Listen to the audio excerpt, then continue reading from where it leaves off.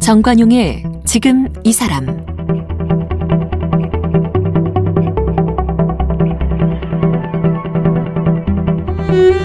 여러분 안녕하십니까? 정관용입니다.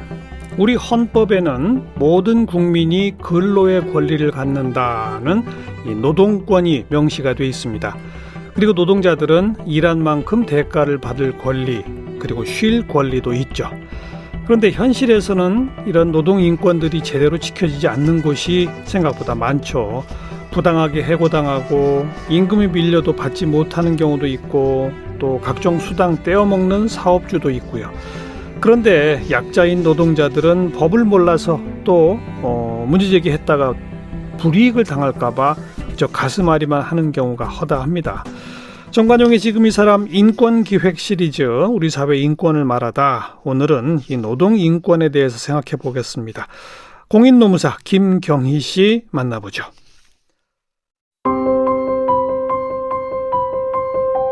김경희 노무사는 이화여자대학교를 졸업했습니다. 현재 노동법을 다루는 공인노무사로 민주노총 제주본부에서 노동자의 인권과 권리 보장을 위해 활동하고 있습니다. 도민 대상 노동 상담을 하며 법률 교육과 청소년 노동 인권 교육 사업을 진행 중입니다. 꿈은 인쇄기를 다루는 인쇄 노동자로 이번 생에 반드시 인쇄소를 차려보겠다는 꿈도 있습니다. 누구나 자신이 하고 싶은 일을 당당하게 하며 살 수 있는 세상을 만들고 싶어 합니다. 쓴 책으로는 법률과 함께 보는 노동 인권 이야기, 당신의 노동은 안녕하신가요가 있습니다.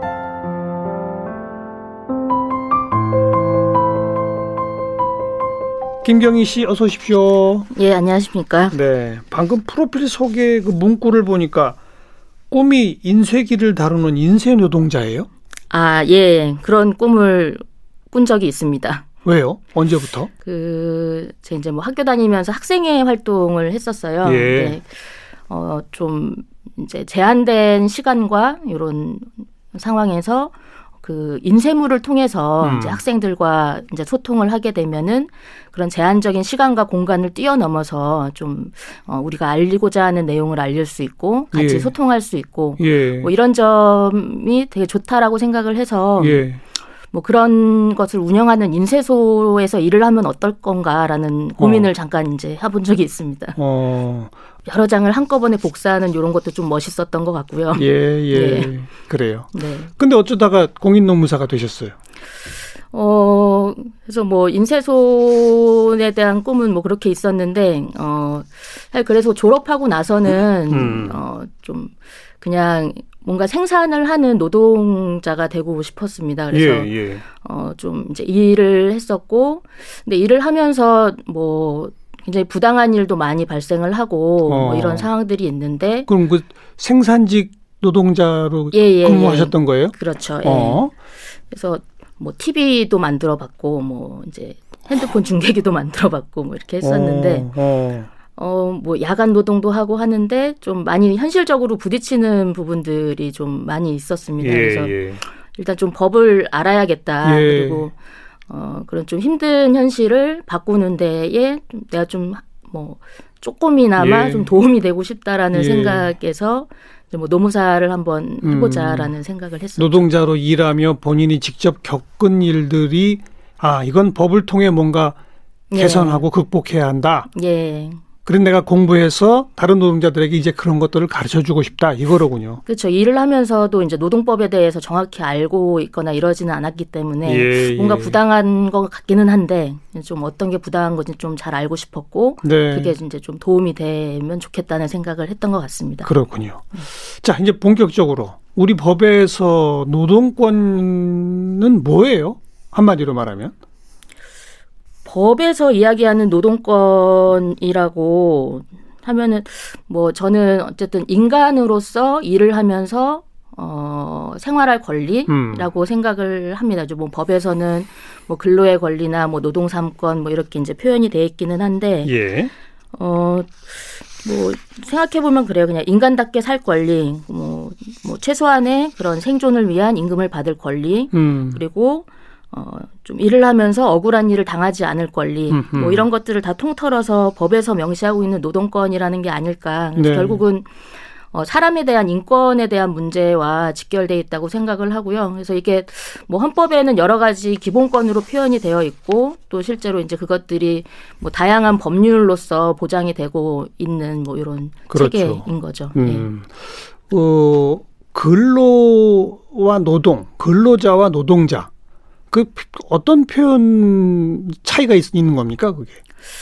근로라는 것은 사실 그 노동을 하는 사람이 그 중심에 있지 않고 그 일을 뭔가 이제 만드는 것, 뭐 여기에 좀 집중돼 있다고 하면은 이제 노동이라는 것은 그 일을 뭔가 능동적으로 하는 그 사람이 좀 중심에 있다 이런 얘기를 하면서 뭐 예시로 드는 것이 저희가 뭐 흔히 고용노동부라고 얘기하지 예. 고용근로부라고 얘기를 하지 않거든요. 그렇죠. 예, 그래서 뭐 그런 예시들을 들면서 사실상 노동이라는 표현이 좀 더 우리가 더 이제 사용해야 될 단어이다. 뭐 이런 얘기들을 하고 있습니다. 근로자의 날이라고 하던 게 노동절로 바뀌고 이런 거죠? 뭐 그렇게 돼야 한다고 지금 아직도 근로자의 날이 있나요? 예, 뭐 그때 헌법 개헌 이야기를 하면서 근로라는 표현을 다 이제 노동으로 바꾸자라고 했는데 아직 그게 법적으로 개정은 되지 못한 상태고요. 그렇죠. 앞에도 제가 소개했지만 우리 헌법에는 근로의 권리라고 표현이 돼 있으니까 이걸 노동할 권리, 노동의 권리 이렇게 바꿔야 한다. 예, 그렇습니다. 이런 노동법, 노동인권 이런 거에 대해서 교육을 좀 하면 다들 분명히 내가 몰랐던 건데 그 새삼스러워 하시죠, 다들. 어떻게? 뭐 실제로 근데 학교에 가보면은 저기 이제 뭐 고등학생들 아르바이트하는 청소년들을 가보면은 사실 요즘에는 뭐 워낙 매체도 다양하고 뭐 최저임금이 얼마니 이런 권리들 간단한 권리들은 뭐 인터넷을 치면은 다 나오는 부분이고 학생들이 더 이제 그 이제 체감도 그 많이 알고는 있는데 중요한 거는 이제 교육을 통해서 해야 할 부분은 그렇게 가지고 있는 권리들을 내가 그걸 권리로 인식을 하고 그거에 대해서 침해를 당했을 때 이건 나의 권리다라는 생각을 가지고 대응을 해야 한다라는 좀 인권에 대한 측면의 교육이 좀 더 필요하다고 생각을 하고요. 단순한 그냥 법조항 지식이 아니라 예, 그렇죠. 능동적으로 대응하도록까지 만들어내는.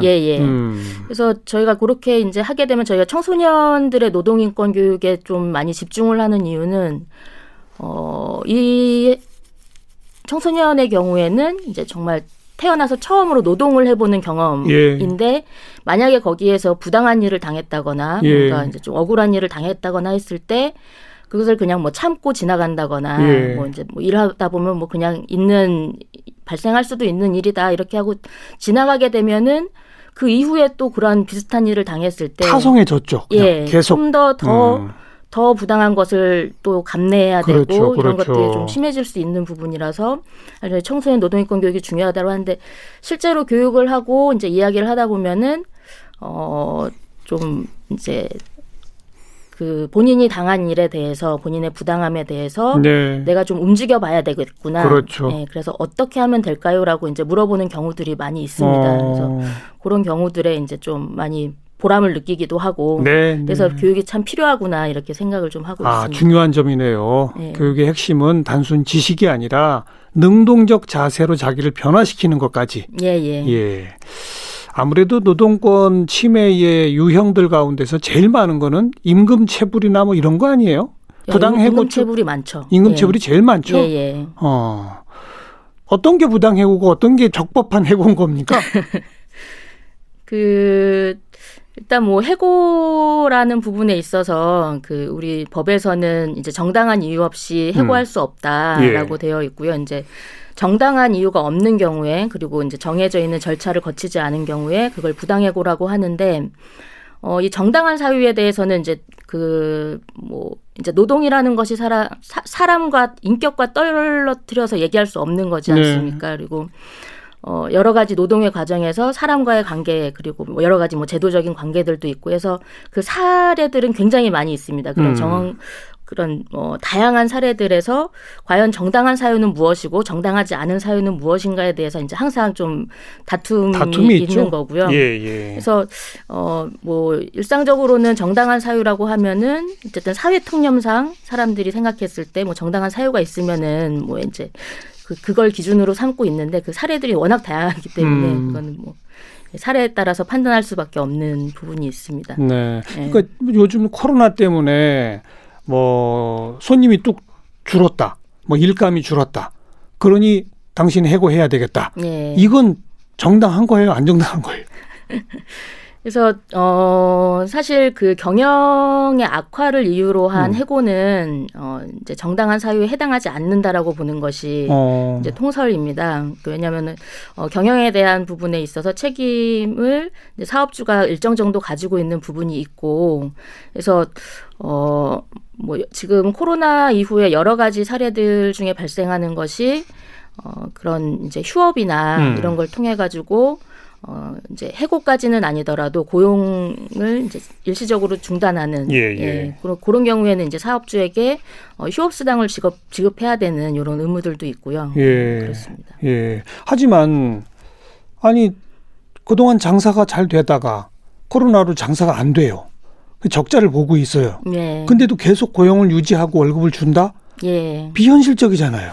뭐 어떻게 보면은 너무 사업주 입장에서는 가혹한 거 아니냐라고 그러니까요. 이제 얘기가 나올 수 있죠. 그래서 사실상 근데 지금 코로나 위기라는 것이 어느 뭐 개인의 사업주가 또 책임질 수는 없는 부분 아니겠습니까? 불가항력적 상황 아니니까. 그래서 그렇게 이제 고용을 유지하는 것에 대해서 이제 국가와 사회에서 그 지원 제도를 마련을 하고 있습니다. 그럼 지원금들을 주죠. 그래서 고용유지 지원금이라는 이름으로 해서 그 휴업을 하게 되는 경우에 그 휴업 수당으로 지급해야 할 금액의 뭐 최대 90%까지 정부에서 지원을 하고 있고 뭐 이런 상황이죠. 그러니까 그런 지원 시스템이 있음에도 불구하고 그것도 이용하지 않고 그냥 해고시키고 하는 건 안 된다. 그렇습니다. 또 해고에 필요한 절차가 있지 않습니까? 당장 내일부터 나오지 마. 이건 안 되는 거죠. 그렇죠. 그래서 해고의 경우에는 아까도 이제 절차에 대한 부분도 지켜져야 한다라고 말씀을 드렸는데, 일단은 30일 이전에 그 해고에 대해서 서면으로 그 해고 사유와 그 시기를 통보할 그런 제도적으로 마련되어 있는 제도가 30일 있습니다. 30일 이전. 그러니까 내일부터 나오지만은 불법인 거네요. 그렇죠. 만약에 근데 내일부터 나오지 않아야 될 상황이 있다면은 그 30일분의 해고 예고 수당이라고 해서 그렇죠. 그렇게 하는 이유는 사실 해고라는 것이 노동자의 그런 뭐 생활상의 불이익을 굉장히 크게 하는 부분이기 때문에 최대한 뭐 한 달 정도의 여유를 두고 다른 일을 찾거나 이런 뭐 보완책으로서 그 해고 예고 수당이나 30일 전 해고 제도를 두고 있는 겁니다. 그렇죠. 근데 해고가 아니라 형식상은 본인이 그냥 나가는 것처럼 사직서를 쓰도록 강요하는 이런 경우도 많죠. 뭐 많이 있습니다. 상담을 하다 보면 그런 사례들도 많이 있습니다. 그럴 때 어떻게 해야 돼요?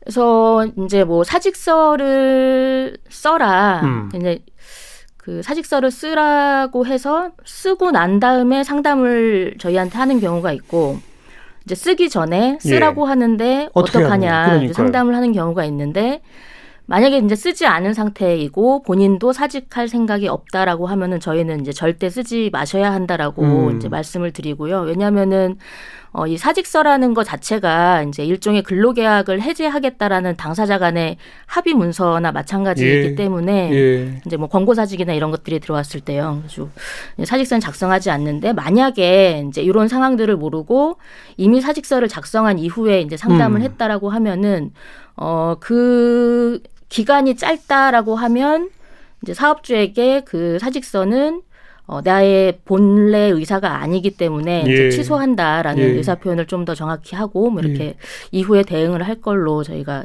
안내를 하고 있습니다. 아무리 강요받아도 사직서는 쓰지 마라. 내가 반드시 사직서를 쓰지 않으면 안 된다고 윽박지르면 당신이 나를 그럼 해고해라. 그렇게 하는 거죠? 그렇죠. 그럼 그 해고의 정당성을 다퉈보겠다 이런 거죠? 그다음에 또 요즘 이제 비정규직이 워낙 많잖아요. 그럼 비정규직으로 일단 채용했는데 2년 뒤에 정규직으로 전환해 줄게 뭐 이렇게 약속했단 말이에요. 이런 걸 무슨 갱신 기대권이라면서요? 이건 뭐예요? 그 갱신 기대권이라는 거는 뭐 아까도 말씀하셨듯이 계약 기간이 있는 그런 근로계약을 체결했음에도 불구하고 그 계약 기간이 종료되고 난 이후에도 이 근로계약을 계속 유지한다거나 이런 신뢰관계가 좀 형성되어 있는 상황이라면은 네. 그 갱신 기대권을 인정하게 되고 갱신 기대권이 인정되는 경우에는 계약 기간이 종료되었더라도 이제 뭐 계속 고용을 유지하는 걸로 보는 이런 의미입니다. 네. 그런 취지입니다. 예. 그 얘기는 2년이 지났는데도 약속한 바가 지켜지지 않으면 노동자는 정당하게 그걸 요구할 권리가 있다 그거죠. 예, 그런 경우에 이제 부당해고로 보게 되는 거죠. 그런 갱신 거죠. 기대권이 있음에도 불구하고 계약이 이제 종료되었다고 그러니까요. 한다면, 예. 노동 시간에 대한 것도 있죠. 야간 노동은 원래 안 되는 거 아닙니까? 지금 노동 시간의 이제 기준은 주 40시간으로 되어 있고요. 예, 예. 이제 말씀하신 야간 노동의 경우에는 뭐 원칙적으로는 당사자 간의 합의에 의해서 이렇게 좀 할 수 있도록 되어 있습니다.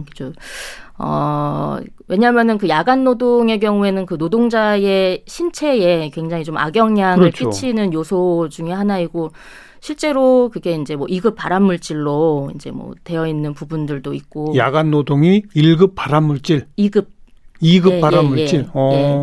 그래서 뭐 실제로 이제 야간 노동을 이제 저도 해봤지만 하다 보면은 좀 생활이 불균형함이 바로 네. 이제 느껴지는 부분이거든요. 뭐 불면증부터 시작을 해서 그리고 뭐 이제 뭐 공동체 사회에서의 관계라든가 이런 부분에서도 좀 이제 큰 영향이 있기도 그렇죠. 하고요. 그래서 야간 노동은 원칙적으로 금지를 하되 이제 당사자 간의 합의에 의해서 이제 좀 어쩔 수 없이 야간 노동을 또 하게 되는 경우들도 있지 않겠습니까? 그렇죠. 24시간 이제 하는 뭐 의료기관이라든가 이런 데 경우에는. 근데 하지만 그 야간 노동을 줄이기 위해서 시간에 대해서 제한을 하고 있고요. 그래서 그 야간 노동 시간은 지금 밤 10시부터 그 새벽 6시까지로 규정이 되어 있습니다. 그리고 요때 이제 야간 노동을 최대한 줄이기 위해서 근로기준법상에서는 야간에 노동을 하게 되는 경우에 사업주는 그 야간 노동에 대해서는 뭐 이제 50%의 가산임금을 그렇죠. 지급하도록 이렇게 좀 만들어져 있죠. 통상 임금의 50% 가산. 네, 네. 그럼 아무래도 사업주 입장에서 부담이 될 테니까 야간 노동은 가급적 줄이려고 할 것이다. 이런 거죠. 알겠습니다. 근무 시간 중에 하루 8시간 근무 그 안에는 휴게 시간도 포함되어 있죠. 예, 그 휴게 시간, 이게 사람이 기계가 아니다 보니까 네, 로봇도 아니고 해서 이제 휴식 시간을 주게끔 되어 있는데 지금 어쨌든 법에서는 4시간 이상 일한 경우에는 30분 이상의 휴게 시간 그리고 이제 8시간 이상 일하는 경우에는 1시간 이상의 휴게 시간을 주게끔 되어 있습니다. 네, 네. 근데 이게 가끔은 휴게 시간을 너무 많이 주는 것도 이제 사실 문제가 되는 경우들도 있어요. 그건 뭐예요? 그러니까 뭐 예컨대 뭐 아파트에서 관리직을 일하시는 분들의 이제 저녁에 수면 시간을 정합니다. 수면 시간이 사실 이제 휴게 시간인데 실제로 휴게 시간을 길게 잡는 거죠. 중간에 24시간 맞교대를 하는데 뭐 과거에는 휴게 시간을 한 4시간으로 잡았다면은 그걸 한 8시간으로 늘리게 돼요. 그러면은 사실 휴게 시간임에도 불구하고 아파트 주민들은 계속 있기 때문에 뭐 민원을 해결해야 되고 일은 실제로 하는데 시간상은 휴게 시간이라 임금을 못 받는군요. 예, 그렇죠. 그런 경우들이 좀 문제가 되기도 합니다. 그 휴게 시간이라고 해서 무조건 많다고 좋은 게 아니다. 그렇죠. 예. 알겠습니다. 예. 또 요즘 이제 막 무더위가 되는데 이 폭염 아래 노동자들을 보호하도록 하는 그런 법적 조항도 있죠. 이제 노동자들의 그 건강과 이제 산업재해를 예방하는 목적으로 해서 산업안전보건법이라는 것이 있고, 그 산업안전보건법상의 여러 가지 이제 그 안전과 보건에 대한 규칙들을 사업주가 이제 지켜야 되는 의무가 있는데, 그 다양한 가이드라인 중에 하나가 이제 폭염에 일하는 그 폭염 시에 야외에서 일하는 5개 작업자들에 대한 그 가이드라인이 있습니다. 그거에 대해서 좀 이제 지켜야 될 의무가 있고요. 폭염주의보나 폭염경보가 발생하게 되는 경우에 뭐 기존에 주었던 휴게 시간보다 더 많은 시간을 휴게할 수 있도록 보장을 한다거나 그리고 5개에서 일하는 부분 뭐 건축 노동자나 뭐 건설 노동자나 뭐 여러 이제 부분들이 있는데 그늘을 마련해 줘야 될 의무. 그렇죠. 그리고 이제 시원한 물을 그렇죠. 지급해야 될 의무. 그리고 아까 말씀드린 휴게 시간 보장과 그리고 이제 그 가장 뜨거운 시간대에는 이제 작업을 피할 수 있도록 그렇죠. 하는 여러 가지 이제 좀 가이드라인이 정해져 있습니다. 네. 그런 가이드라인 수준이면 그걸 어기면 처벌까지 받아요, 안 받아요? 그거를 어김으로 인해서 만약에 이제 사고가 발생을 했다라고 하면은 이제 사업주의 주의 의무, 뭐 이제 그 안전에 대한 의무를 예. 위반한 거기 때문에 처벌까지도 이어질 수 있는 근데 거죠. 그건 사고가 날 경우죠. 예. 사고가 안 나면은 그냥 그 자체로 처벌받는 건 아니에요? 처벌을 받을 수 있죠. 받을 수 있어요? 예. 그거에 대해서 조치하지 않았다라는 신고가 들어가게 되면은 이제 그거에 대해서 뭐 즉각적으로 조치할 것과 그리고 그것에 대해서 뭐 내용에 따라 뭐 적절한 부분에 처벌이 이루어질 수 있는 부분입니다. 그러니까 그런 뭐 그늘 내지는 뭐 시원한 물 요거 하나라도 사업주가 제공하지 않으면 그것도 노동자들이 신고를 하고 그래야 되는 거군요. 예. 예. 휴게 공간에 대한 규정도 있나요? 가끔 보면 특히 그 건물 청소 노동자들 휴게 공간이 없어서 뭐 참 어려움 겪는 그 보도들 보잖아요. 그렇죠. 그래서 뭐 상당히 이 부분에 대해서도 좀 사회적으로 문제가 된 것이 꽤 오랜 시간이 지났다고 생각을 하는데 아직도 이제 많은 부분에서 이제 해결되지 않고 계속 문제가 발생을 하고 있습니다. 이 부분도 아까 말씀드렸던 여러 가지 그런 가이드라인 중에 하나로 그 이제 뭐 청소나 미화 노동자들의 휴게 공간에 대한 그 가이드라인도 있고요. 그리고 뭐 인원에 따라서 뭐 몇 평 이상의 그런 공간이 그 마련이 되어야 한다. 그리고 적정 온도에 대한 것, 그리고 이제 공기 질에 대한 것 이런 것까지도 좀 마련이 되어 있습니다. 공기 질까지? 예. 그러니까 완전히 밀폐된 뭐 계단 밑 이런 데는 안 되는 거죠? 예.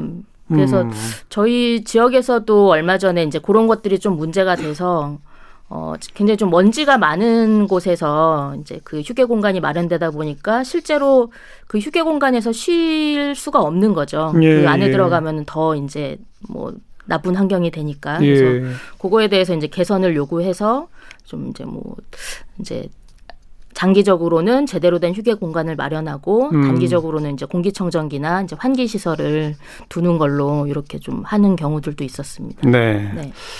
그리고 노동자들이 가족을 돌볼 수 있도록 하기 위한 가족 돌봄 휴직, 또 가족 돌봄 근로시간 단축제 이런 것도 있어요. 예, 있습니다. 그래서 뭐 가족 돌봄 휴직 이 있고 그리고 휴가도 있습니다. 그리고 그 휴가나 휴직 대신에 근로시간을 단축하는 제도 이렇게 이제 좀 크게 세 가지 정도로 좀 나뉠 수 있고요. 이런 경우에는 가족 돌봄 휴직의 경우에는 뭐 1년간 최장 90일까지 이제 좀 사용할 수 있도록 되어 있고 가족 돌봄 휴가의 경우에는 뭐 이제 하루 단위로 해서 이제 1년간 10일 좀 되어 있는 부분이 있고 이제 가족 돌봄 그 근로시간 단축의 경우에는 아까 그 휴직을 사용하지 못하는 경우에 좀 이제 근로시간을 단축시키는 이제 그 협의하에 이렇게 하는 제도로 있습니다. 우리가 그동안에 뭐 출산휴가, 육아휴직 이런 거는 좀 많이 들어봤어요. 근데 그런 육아휴직이 아닌 별도의 가족돌봄 휴직, 가족돌봄 휴가, 가족돌봄 근로시간 단축 이런 것도 있군요. 그렇습니다. 알겠습니다. 가족이 만약 아파요. 그래서 그러면 이제 그 가족을 돌보기 위해서 내가 휴가를 써야 되겠다 이렇게 신청할 수 있다는 거 아니겠습니까? 근데 본인이 아플 때 그때는 어떻게 돼요?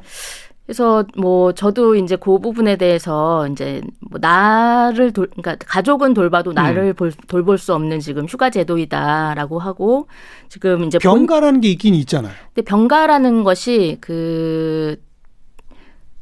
우리 근로기준법이나 우리 노동법 체계 내에 있는 것이 아니라 이제 사업장의 취업 규칙이라든가 뭐 이런 부분에 있어서 보장이 되는 경우들입니다. 다. 그래요. 실제 노동법에서는 병가 규정이 없는 상황이고 그래서 말씀드렸듯이 가족은 돌볼 수 있어도 만약에 내가 아픈 경우에는 돌볼 수 있는 지금 제도가 없는 상황이고 그래서 요것이 좀 법제화되어야 된다라는 겁니다. 조금 좀 앞뒤가 바뀐 것 같네요. 말씀 들어보니까.